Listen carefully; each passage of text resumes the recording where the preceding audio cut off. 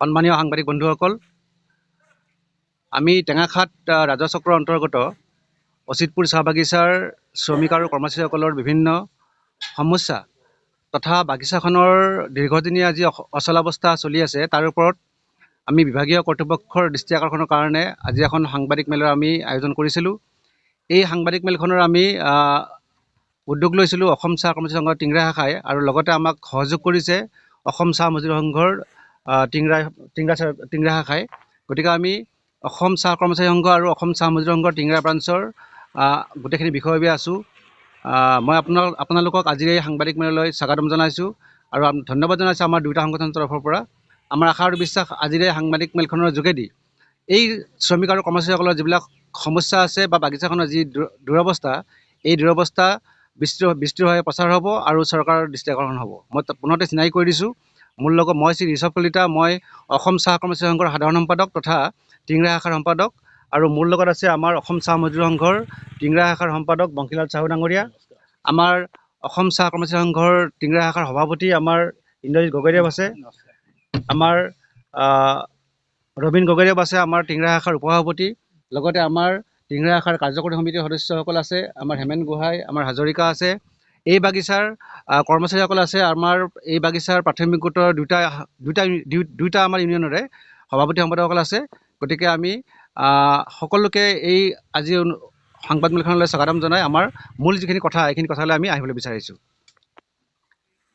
সন্মানীয় সাংবাদিক বন্ধুসকল, আপোনালোকে জানে যে টেঙাখাত ৰাজহ চক্ৰৰ অন্তৰ্গত ডিব্ৰুগড় জিলাৰ অচিতপুৰ এখন চাহ বাগিচা।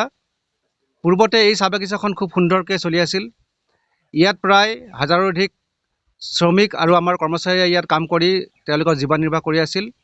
এই বাগিচাখনৰ যিজন স্বত্বাধিকাৰী, তেখেত ডিব্ৰুগড় চহৰৰ বাসিন্দা, তেখেত অতীশ বাগচি বুলি তেখেতৰ নামটো আছে, তেখেত স্বত্বাধিকাৰী। তেখেতে 2018 চনত তেখেতে বাগিচাখন চলাব নোৱাৰাৰ কাৰণে আমাৰ Assam T employees provident fund, যিটো আমাৰ ভৱিষ্যত নিধি সংস্থা বুলি কওঁ আমি, এই সংস্থাই নিৰ্দিষ্ট আইনৰ অধীনত এই বাগিচাখন এটাচমেণ্ট কৰিছিলে। এটাচমেণ্ট কৰাৰ পিছত 2018 চনত এই বাগিচাখন জৈনেক্স টি কোম্পানী নামৰ এটা কোম্পানীক অতীশ বাগচিৰ পৰা হস্তান্তৰ কৰি দিছিলে। তো 18 চনৰ পৰা 21 চনলৈকে জৈনেক্স টি কোম্পানী বাগিচাখন খুব ভালকৈ চলাই আছিলে। আমাৰ দৰমহা পাতি, ৰেচন, বোনাছ ইত্যাদি সকলো ঠিকেই দি আছিলে। 2021 চনত আছাম টি এমপ্লয়িজ প্ৰভিডেণ্ট ফাণ্ডে এই বাগিচাখন পুনৰ ৰিকভাৰী কৰি তেওঁলোকৰ আইনৰ অধীনত অতীশ বাগচিদেৱক অৰ্থাৎ এই মালিকজনকে চলাবলৈ দিয়ে। তাৰ পৰৱৰ্তী পৰ্যায়ত এখেতে অৰ্থাৎ যিজন মালিক অতীশ বাগচি ডাঙৰীয়া, তেখেতে এই বাগিচাখন যেনেধৰণে চলাব লাগে বাগিচাখন চলাব পৰা নাই। তেখেতসকলে আমাৰ শ্ৰমিকসকলৰ দৰমহা, বোনাছ, ৰেচন, কৰ্মচাৰীসকলৰ দৰমহা, ৰেচন, বোনাছ, চিকিৎসা দিয়াত সম্পূৰ্ণৰূপে বিফল হৈছে। 1 নম্বৰ। দ্বিতীয় কথাটো হ'ল তেখেতৰ ভুলৰ কাৰণে, অৰ্থাৎ মালিক পক্ষৰ ভুলৰ কাৰণে বাগিচাখনৰ সম্পূৰ্ণ মিছমেনেজমেণ্ট হৈছে। বাগিচাখনত কোনো মেনেজাৰ নাই, মালিক নিজে নাহে।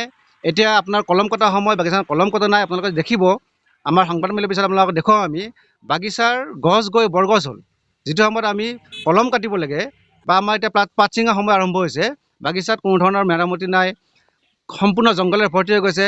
অফিচ ঘৰ যিটো চাব আপোনালোকে উৱলি কুঁৱলি গৈছে। গতিকে কোনো মেনেজমেণ্ট ইয়াত নাই। কৰ্মচাৰীসকল বা শ্ৰমিকসকলৰ একাংশই গৈ তাত নিজে শ্ৰমদান কৰে। শ্ৰমদান বুলিয়ে ক'ব লাগিব, যিহেতু দৰমহা পাতি নাই, শ্ৰমদান কৰে।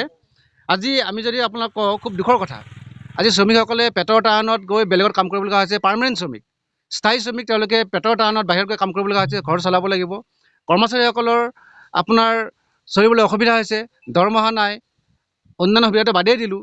যে আজি আমি যদি চাওঁ যে সম্পূৰ্ণ অচিতপুৰ চাহ বাগিচাখন আজি ধ্বংসৰ গৰাহলৈ গতি কৰিছে, সম্পূৰ্ণ কলাপছ হৈ পৰিছে। তাৰ কাৰণে আমি যিগৰাকী মালিক বা যাক চলাবলৈ দিছে আপোনাৰ প্ৰভিডেণ্ট ফাণ্ডে, তেওঁক আমি তীব্ৰ ভাষাৰে নিন্দা কৰিছোঁ আৰু আজি সাংবাদিক মেলৰ জৰিয়তে আমি গৰিহণা দিছোঁ। 1 নম্বৰ। দ্বিতীয় কথা, সাংবাদিক বন্ধুসকল, আজি আমাৰ কৰ্মচাৰীসকল, যিসকল কৰ্মচাৰী আছে, 26 মাহ দৰমহা পোৱা নাই। চিন্তা কৰক, 26 মাহ দৰমহা নাপালে কেনেকৈ চলিব? ঘৰ চলিব কেনেকৈ? ল'ৰা ছোৱালী পঢ়া শুনা, ভৰণ পোষণ ইত্যাদি, তেওঁলোকৰ পানী ধান নচলা অৱস্থা হৈছে। ইয়াৰ উপৰিও ইয়াত যিসকল উপকৰ্মচাৰী আছে, চাব ষ্টাফ আছে, আমাৰ চাহ মজদুৰ সংঘৰ অধীনত আছে, তেখেতসকলে আজি 11 মাহ দৰমহা পোৱা নাই।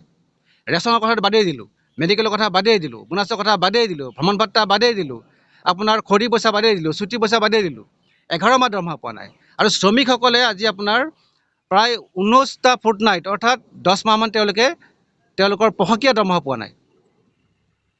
এনেকুৱা এটা অৱস্থা।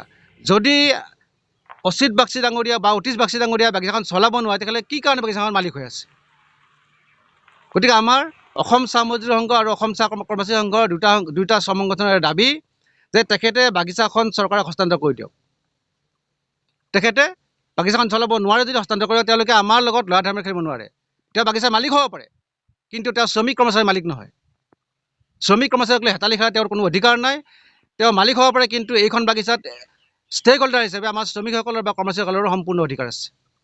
আজি আমি এই সম্পৰ্কত আপোনাৰ Assam T employees provident fund যিটো আপোনাৰ অৰ্গেনাইজেশ্যন আছে, তাৰ কৰ্তৃপক্ষক আমি দাবী জনাইছিলোঁ যে যিহেতু আপোনালোকৰ আণ্ডাৰত বাগিচাখন আছে আৰু আপোনালোকে অতীশ বাগচি ডাঙৰীয়াক বাগিচাখন চলাব দিছে, গতিকে আপোনালোকে বাগিচাখন অন্য এজন আপোনালোকৰ ৰিচিভাৰ দি দিয়ক বা অন্য এজন মালিক দি দিয়ক আপোনালোকৰ আইনৰ অধীনত। যেতিয়া এই প্ৰচিডিংটো চৰকাৰে আৰম্ভ কৰিলে, কৰাৰ পিছত তেখেতে গৈ গুৱাহাটী হাইকোৰ্টত এটা কেছ কৰি দিলে। তো ইমান নিকৃষ্ট মানসিকতাৰ মালিক যে তেখেতে বাগিচাখন বেলেগকো নিদিয়ে আৰু নিজেও ভালকৈ নচলায়। তেখেতৰ কি পলিচি, কি চক্ৰান্ত আমি ধৰিব পৰা নাই। গতিকে সেইকাৰণে আমাৰ আপোনালোকৰ মাধ্যমত আজি চৰকাৰলৈ আমাৰ 3টা দাবী আছে। আমাৰ 3টা দাবী আছে। এই 3টা দাবী আপোনালোকক আমি কৈ দিম। গতিকে আমাৰ চৰকাৰলৈ দাবী, আমাৰ যি দাবী আছে এই দাবীসমূহ চৰকাৰে সম্পূৰ্ণৰূপে আমাক ন্যায় দিব লাগে, আমাৰ কৰ্মচাৰীসকলক শ্ৰমিকসকলক ন্যায় দিব লাগে আৰু বাগিচাখনৰ চলাৰ ব্যৱস্থা কৰিব লাগে। এই সম্পৰ্কত মই দাবীখিনি কোৱাৰ আগতে আমি যোৱা 26 ফেব্ৰুৱাৰী তাৰিখে আমি আমাৰ দুলীয়াজানৰ যিগৰাকী ডিষ্ট্ৰিক্ট কমিশ্যনাৰ, তেখেতক আমি এখন স্মাৰক পত্ৰ দিছোঁ কৰ্মচাৰী সংঘৰ তৰফৰ পৰা, আৰু তাত এই গোটেই কথাখিনি কৈছোঁ। তাত লিখি দিয়া আছে, গোটেই বাগানখনৰ হিষ্ট্ৰী লিখি দিয়া হৈছে, কি অৱস্থাত আছে বাগিচাখন, যে বাগিচাখনত যে কোনো ধৰণৰ মেনেজমেণ্ট নাই, মেনেজাৰ নাই, মালিকো ইয়াত নাহে, চাবলৈ নাহে। গতিকে বাগিচাখনত এটা অৰাজক পৰিস্থিতি হৈছে, কোনো ধৰণৰ মেইনটেনেঞ্চ নাই। আৰু এতিয়া ছিজন আহি আছে, ছিজনত বাগিচাত পাত হ'ব নে নহ'ব, পাত ছিঙিব নিছিঙিব, ছিঙিলে কোনে পাত ল'ব, কি হ'ব, ইত্যাদি ইত্যাদি বিভিন্ন কথা আছে। গতিকে এক সম্পূৰ্ণ আপোনাৰ ল' এণ্ড অৰ্ডাৰ চিটুৱেশ্যনৰ ফালে গতি কৰিছে। সেইকাৰণে আমি গোটেই কথাখিনি সামৰি আমি 26 ফেব্ৰুৱাৰী তাৰিখে ডিষ্ট্ৰিক্ট কমিশ্যনাৰক এটা মেমৰেণ্ডাম দিছোঁ। সেই মেমৰেণ্ডাম মতে আমি অহা 10 তাৰিখৰ ভিতৰত আমি ডিষ্ট্ৰিক্ট কমিশ্যনাৰক ইয়াৰ ওপৰত ব্যৱস্থা গ্ৰহণ কৰি দিছোঁ।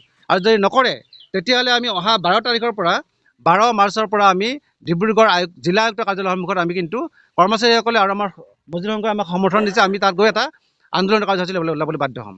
আমাৰ তাত অৱস্থান ধৰ্মঘট হ'ব, আমৰণ অনশন হ'ব, ধৰ্ণা হ'ব জিলা আয়ুক্ত কাৰ্যালয়ৰ সন্মুখত, যদিহে আমাক 10 তাৰিখৰ ভিতৰত আমাৰ এই দাবীসমূহ সফল কৰাৰ কাৰণে কোনো ধৰণৰ ব্যৱস্থা গ্ৰহণ নকৰে। আমাৰ দাবী 3টাই। প্ৰথম দাবী হ'ল যে বাগিচাখন নিয়মীয়া তথা সুস্থ পৰিচালনাৰ ভিত্তিত তাৰ কাম কাজখিনি পৰিচালনা হ'ব লাগে। অৰ্থাৎ ইয়াত এজন মেনেজাৰ লাগে বা ইয়াৰ মালিক আহি আমাক আশ্বস্ত কৰিব লাগে যে বাগিচাখন এতিয়া ভালকৈ চলাব, আমাক টাইমতে দৰমহা পাতি দিব। দ্বিতীয় কথা যে শ্ৰমিক আৰু কৰ্মচাৰীসকলৰ যে আজি মই যে ক'লোঁ আপোনালোকক যে 29 মাহ দৰমহা নাই, 11 মাহ চাব ষ্টাফৰ আপোনাৰ দৰমহা নাই, আৰু 18টা আপোনাৰ ফৰ্টনাইট আমাৰ শ্ৰমিকসকলৰ মজুৰি নাই।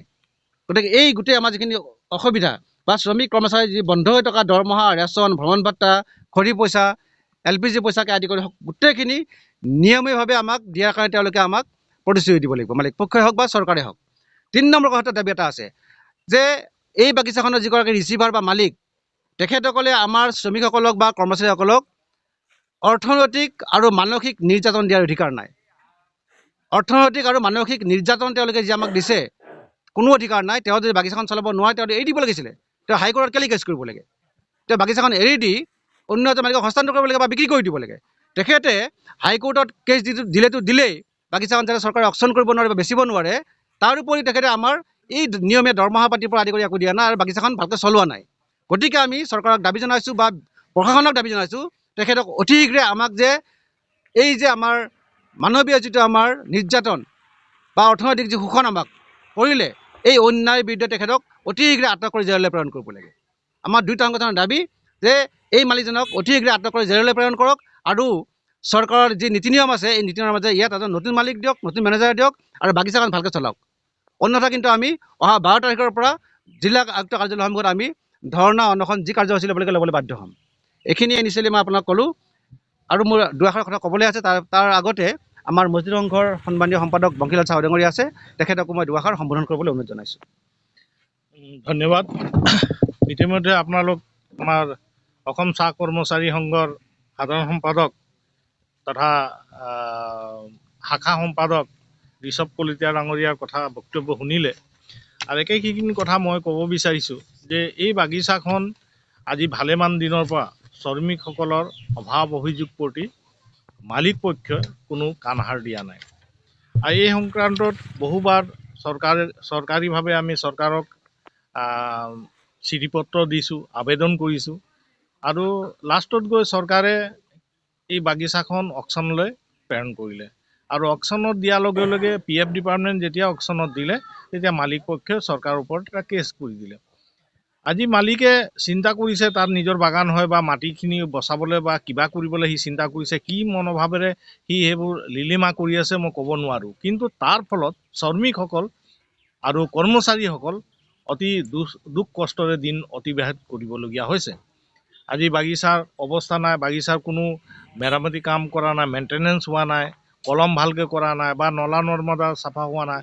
আৰু এই ঠাণ্ডা ছিজনত যিটো লিংক ছিজন বুলি কয়, ইয়াত যদি ভালকৈ কাম নহয়, নলা নৰ্মদাৰ কাম নহয় বা পুনিং ভালকৈ নহয় বা ফেঞ্চিংকেইটা ভালকৈ কৰি নলয়, তেতিয়াহ'লে ছিজনত পাতৰ অভাৱ হ'ব, পাতটো ভালকৈ নহ'ব।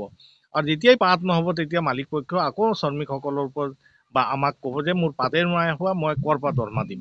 আৰু সেইকাৰণে মানুহজন নাজানো কি কাৰণে সদায় পলায়নবাদী মনোভাৱেৰে আঁতৰি ফুৰিছে। আজি ভালেমান দিন পৰা চাগে বাগিচাতো ভ্ৰমণ কৰা নাই, অহা নাই নহয় জানো, বাগিচাতো অহা নাই। কাৰণ মালিকে এজন নিজে আহিব লাগে, নহ'লে এজন পৰিচালক নিয়োগ কৰিব লাগে, যিজন তেওঁৰ এবচেণ্টত বাগিচাখন পৰিচালনা কৰিব লাগে। কিন্তু তেখেতে কোনো ধৰণৰ কাম কৰা নাই। আৰু এই সংক্ৰান্তে যোৱা 28 ফেব্ৰুৱাৰীৰ দিনা মই অসমৰ মাননীয় মুখ্যমন্ত্ৰী ডক্টৰ হেমন্ত বিশ্ব শৰ্মা ডাঙৰীয়াকৈ এখন মেমৰেণ্ডাম দিছোঁ যে এই বাগিচাৰ ওপৰত অকণমান চকু দৃষ্টি কৰিব লাগে আৰু শ্ৰমিকসকল বা কৰ্মচাৰীসকল যিখিনি অভাৱ অভিযোগ ভুগি আছে তাৰ সমাধান ওলাব লাগে। আৰু মাননীয় মুখ্যমন্ত্ৰী ডাঙৰীয়া মোক আশ্বাসো দিছে যে মই কিবা এটা ব্যৱস্থা গ্ৰহণ কৰিম। কিন্তু চাগে এতিয়ালৈ আমি কোনো ব্যৱস্থা গ্ৰহণ কৰা দেখা নাই। কিন্তু মোৰ এটা বিশ্বাস আছে যে এই ক্ষেত্ৰত মাননীয় মুখ্যমন্ত্ৰী ডাঙৰীয়া কিবা ব্যৱস্থা গ্ৰহণ কৰিব আৰু শ্ৰমিক আৰু কৰ্মচাৰীৰ যি কষ্ট ভুগি আছে তাৰ পৰা তেওঁবিলাকক উদ্ধাৰ কৰিব বুলি মোৰ এটা আশা আছে। আমি বহুতবাৰ মেমৰেণ্ডাম দিয়াৰ পাছতো একো হোৱা নাই। লাষ্টলি আমি ডিষ্ট্ৰিক্ট কমিশ্যনাৰকে এখন কাগজ দিছোঁ আৰু 12 তাৰিখ পৰা আমি জিলা আয়ুক্ত কাৰ্যালয়ত এখন ধৰ্ণা কাৰ্যসূচী আমি পালন কৰিম আৰু তাৰ পৰা চাওঁ কি হেৰি হয়। কিন্তু মোৰ বিশ্বাস এটা আছে যে আয়ুক্ত মহোদয় আমাৰ এই শ্ৰমিক আৰু কৰ্মচাৰীৰ যিটো দুখ বেদনা আছে তাৰ ওপৰত দৃষ্টিগোচৰ কৰিব আৰু কিবা এটা সমাধান ওলোৱা চেষ্টা কৰিব। গতিকে মই পুনৰবাৰ চৰকাৰক আৰু আয়ুক্ত মহোদয়ক মুখ্যমন্ত্ৰী ডক্টৰ হেমন্ত বিশ্ব ডাঙৰীয়াক এটা অনুৰোধ জনাম যে অচিতপুৰ চাহ বাগিচাৰ ওপৰত আপুনি এটা দৃষ্টিগোচৰ কৰক আৰু এই শ্ৰমিকসকলৰ অভাৱ অভিযোগবোৰ পূৰণ কৰাৰ এটা চেষ্টা কৰিব লাগে। এইটোৱে মোৰ কথা। সাংবাদিক বন্ধুসকল, আমাৰ মূল কথাখিনি ক'লোঁ, তথাপিতো মই আৰু এটা কথা ক'ব বিচাৰিছোঁ যে আমি যিখন মেমৰেণ্ডাম আমাৰ ডিষ্ট্ৰিক্ট কমিশ্যনাৰক সমজিলা আয়ুক্তক প্ৰেৰণ কৰিছিলোঁ যোৱা 26 ফেব্ৰুৱাৰী তাৰিখে, তেখেতে এতিয়ালৈকে প্ৰত্যক্ষভাৱে আমাৰ লগত কোনো ধৰণৰ যোগাযোগ কৰা নাই বা আমাক কোনো ধৰণৰ আশ্বাসো প্ৰদান কৰা নাই এতিয়ালৈকে। আমি 26 ফেব্ৰুৱাৰীৰ পৰা আজি আমাৰ 6 মাৰ্চ, 26 ফেব্ৰুৱাৰীৰ পৰা 6 মাৰ্চ হ'ল, কিন্তু আমাৰ এইখন আপোনালোকে চাওক, তেখেতসকলে 26 ফেব্ৰুৱাৰী তাৰিখে আমাৰ পৰা তেখেতলোকে ৰিচিভ কৰিছে, চিল মোহৰ মাৰি দিছে। তো আমাৰ শ্ৰমিকসকলৰ কৰ্মচাৰীসকলৰ মনৰ দুখ বা কষ্ট যিখিনি আছে সেইখিনি আমি তেখেতলোকক অৱগত কৰিছোঁ। ফিজিকেলি গৈ আমাৰ সভাপতি গৈছে, ইয়াৰ আমাৰ প্ৰেচিডেণ্ট ছেক্ৰেটাৰী গৈছে, তেওঁলোকে গৈ ফিজিকেলি গৈ লগ কৰি আহি গোটেই কথাখিনি কৈ থৈ আহিছে। কোৱাৰ পিছতো আজিৰ তাৰিখলৈকে ডিষ্ট্ৰিক্ট কমিশ্যনাৰে আলোচনাৰ মাধ্যমেৰে হওক বা অন্য পন্থাৰে হওক এই সমস্যাখিনি বা আমাৰ দাবীখিনি সমাধান কৰাৰ কাৰণে কোনো ধৰণৰ ব্যৱস্থা গ্ৰহণ নকৰিলে, সেইটো আমি দুখ পাইছোঁ। আমি এটা শ্ৰম সংগঠন হৈ আমি এখন মেমৰেণ্ডাম দিছোঁ এখন জিলাৰ ডিষ্ট্ৰিক্ট কমিশ্যনাৰক বা ডিষ্ট্ৰিক্ট কমিশ্যনাৰক। তেওঁ আমাৰ এই শ্ৰমিকসকলৰ কৰ্মচাৰীসকলৰ দুখ দুৰ্দশাৰ কথাখিনি অনুধাৱন কৰি অন্ততঃ সমাধান কৰাৰ কাৰণে এটা আলোচনাৰ ব্যৱস্থা হ'লেও কৰিব লাগিছিলে। আজি তেখেতে নকৰিলে। দুৰ্ভাগ্যবশতঃ আমি পাইছোঁ যে যোৱাকালি আমালৈ এখন নটিচ আহিছে। এখন হ'ল এছিষ্টেণ্ট লেবাৰ কমিশ্যনাৰৰ অফিচৰ পৰা এখন নটিচ দিছে। তেওঁলোকে 9 তাৰিখে 1:30 বজাত আলোচনা বিচাৰিছে। অৰ্থাৎ মালিকক মাতিছে। আমি সহকাৰী শ্ৰমিকক সন্মান জনাই 9 তাৰিখে যাম, কিন্তু আমাৰ বিশ্বাস হোৱা নাই যে সহকাৰী শ্ৰমিক কাৰ্যালয়ে আমাৰ এই সমস্যাখিনি সমাধান কৰিব পাৰিব। কাৰণ ইয়াৰ আগতেও আমাৰ অসম চাহ মজদুৰ সংঘই হওক বা অসম চাহ কৰ্মচাৰী সংঘই হওক এই একেখিনি সমস্যা লৈ শ্ৰমিক কাৰ্যালয়ত আমি কেইবাবাৰো আলোচনা কৰিছোঁ। আমাৰ মালিক পক্ষই বা আমাৰ এই বাগিচাখনৰ স্বত্বাধিকাৰীয়ে আশ্বাস প্ৰদান কৰে, কমিটমেণ্টো কৰে, সকলো কৰি দিম, কিন্তু সময়ৰ শেষত শূন্য, একো নিদিয়ে। গতিকে আমি যাম, কিন্তু বিশ্বাস হোৱা নাই। সেইকাৰণে আমি জিলা প্ৰশাসনৰ প্ৰত্যক্ষভাৱে, বিশেষকৈ আমাৰ জিলা আয়ুক্ত মহোদয়ৰ আমি দৃষ্টি আকৰ্ষণ কৰিব বিচাৰিছোঁ। তেখেতে প্ৰত্যক্ষভাৱে হস্তক্ষেপ কৰক, হস্তক্ষেপ কৰি বাগিচাখনৰ যি অচলাৱস্থা এই অচলাৱস্থা দূৰ কৰক আৰু শ্ৰমিকসকলৰ, কৰ্মচাৰীসকলৰ নিয়মীয়া দৰমহা দিয়াৰ ব্যৱস্থা কৰক আৰু বাগিচাখনৰ ডেভেলপমেণ্টৰ কাৰণে, উন্নতিৰ কাৰণে যি ধৰণৰ পদক্ষেপ ল'ব লাগে লওক। আমি কৰ্মচাৰী সংঘ আৰু শ্ৰমিক সংঘ কিন্তু যি ধৰণে সহযোগ কৰিব লাগে জিলা প্ৰশাসনক আমি কৰিবলৈ সাজু আছোঁ। অন্যথা কিন্তু আমি তীব্ৰ গণতান্ত্ৰিক আন্দোলন কৰিবলৈ বাধ্য হ'ম। এইখিনিয়ে আমাৰ আপোনালোকৰ জ্ঞাতাৰ্থে জনালোঁ। আমাৰ আশা আৰু বিশ্বাস, আমাৰ বৰ্তমান সময়ৰ যিগৰাকী মুখ্যমন্ত্ৰী, সকলোৱে কয় তেখেত ডাইনামিক মুখ্যমন্ত্ৰী, খুব এক্টিভ মুখ্যমন্ত্ৰী, আমিও বিশ্বাস কৰোঁ। গতিকে আমাৰ যিখিনি দাবী, এজন ডাইনামিক এক্টিভ মুখ্যমন্ত্ৰী হিচাপে সদায় শ্ৰমিকৰ কথা কয়, বাগিচাৰ হিতৰ কথা কয় তেখেতে ভাষণবিলাকত। গতিকে আমি বিশ্বাস কৰিছোঁ তেখেতে আপোনালোকৰ মাধ্যমেৰে এই আমাৰ যি বাৰ্তা, এই বাৰ্তাখিনি গ্ৰহণ কৰিব। তেখেতে গ্ৰহণ কৰি এই সমস্যাখিনি অতি শীঘ্ৰে সমাধান কৰাৰ কাৰণে ব্যৱস্থা গ্ৰহণ কৰিব। ধন্যবাদ। এতিয়া অচিতপুৰ বাগিচাতটো আপোনাৰ ভালকৈ কলমেই নহ'ল। মই সেইকাৰণে আপোনাক দেখুৱাম, আমাৰ এই সংবাদমেলখনৰ পিছত দেখুৱাম আপোনালোকক, তাত বাগানত লৈ যাম, গছবিলাক চাব আপোনালোকে। মই ক'লোঁ নহয় যে চাহ গছৰ পৰা সেইটো বৰগছ হ'লগৈ। চাহ গছ যিটো বস্তাত থাকিব লাগে সেইটো বস্তাত নাই। গতিকে পোখা মেলিব, অলপ চলপ পাত হ'ব, কিন্তু এই যিজন মালিক খুব চতুৰ, এই লিন পিৰিয়ড যিটো আপোনাৰ অক্সিজেন এতিয়া অহা নাই, এতিয়া পাত হ'ব নহয়, অলপ চলপ পাত হ'বতো। এইটো সময়ত তেখেত আহিব, আহি এমাহত দৰমহা দিব বা এটা ফুন্দাই দৰমহা দিব, দৰমহা দি তেখেতে বাগানখন এই ছিজন টাইমটো চলাৰ ব্যৱস্থা কৰিব। সেইকাৰণে আমি কৈছোঁ যে আমাক সেনেকুৱা সমাধান নালাগে, আমাক স্থায়ী সমাধান লাগে। এজন ভাল মালিক লাগে, যাতে আমাক নিয়মীয়াভাৱে ভালকৈ সময়মতে দৰমহা পাতি দিয়ে, বাগিচাখনো ডেভেলপমেণ্ট কৰে ভালকৈ, আনপুলিং য'ত আছে তাত ভালকৈ আপোনাৰ আনফিলিং য'ত ফিলিং কৰে, জংঘলবিলাক চাফা কৰিব লাগিব ভালকৈ, বাগিচাখন ডেভেলপ হ'ব লাগিব। আমাক দৰমহাটো অকল নহয়, আমাক দৰমহা দিব লাগিব, শ্ৰমৰ মূল্য দিব লাগিব, শ্ৰমিকসকলৰ, কৰ্মচাৰীসকলৰ সুৰক্ষাৰ ব্যৱস্থা কৰিব লাগিব, কিন্তু তাৰ লগে লগে বাগিচাখনো ডেভেলপ হ'ব লাগিব। কিন্তু এইজন মালিকে কিন্তু বাগিচাখনৰ ডেভেলপমেণ্টৰ কাৰণে এটকা খৰচ নকৰে। আমি শুনামতে তেখেতে বিভিন্ন পক্ষৰ পৰা ধাৰ লৈ, লোন লৈ বাগিচাখন টাইমত চলায়, আৰু সেই যিবিলাক যাৰ পৰা টকা পইচাবিলাক লয়, তেখেতসকলে হেনো ধাৰবিলাক নামাৰে, পইচা নিদিয়ে। যি লাভ হয় তেওঁ নিজৰ পকেটত ভৰাই, আমাকতো দিয়া দূৰৰে কথা। সেনেকুৱা কথাও বজাৰত আমি শুনিবলৈ পাওঁ।